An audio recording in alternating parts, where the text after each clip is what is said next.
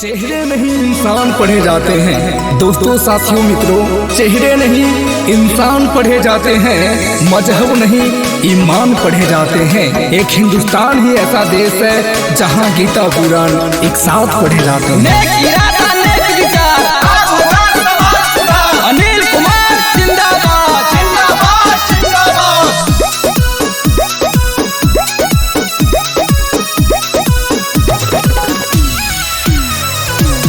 सुनाए भैया दीदी, सुनाए चाचा चाची, करी है विकास सगरो, रही ना कमवा बाकी।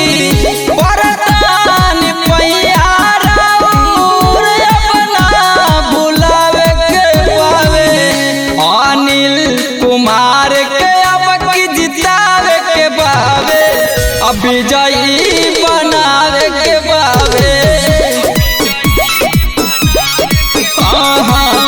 अब की जितावे के बावे।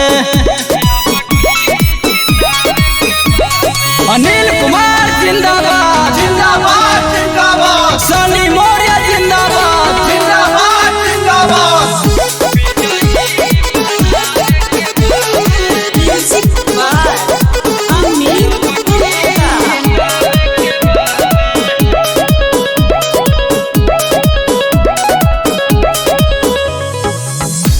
भूली हन चाची तराउर सबके बेटा हुए, गरीब लोग के नेता ई त सब करे चाहेता हुए।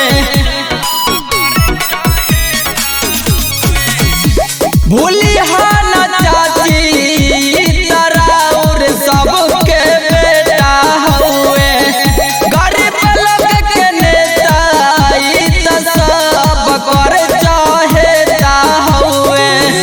चार पाइप बटन दबा के अब की दिखावे के बावे, अनिल कुमार के अब की जितावे के बावे, अभी जई बनावे के बावे।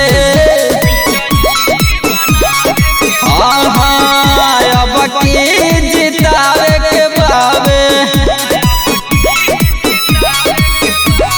अनिल कुमार जिंदाबाद, जिंदाबाद, जिंदाबाद। चरपाई छाप जिंदाबाद, जिंदाबाद, जिंदाबाद।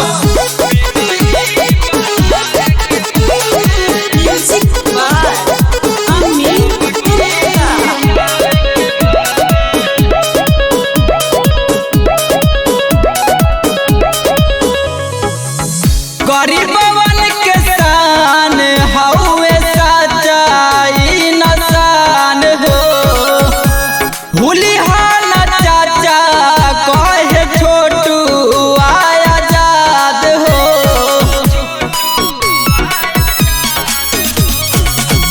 गरीबवन के शान हउए सच्चाई नसान हो, भूली हन चाचा कहे छोटू आजाद हो।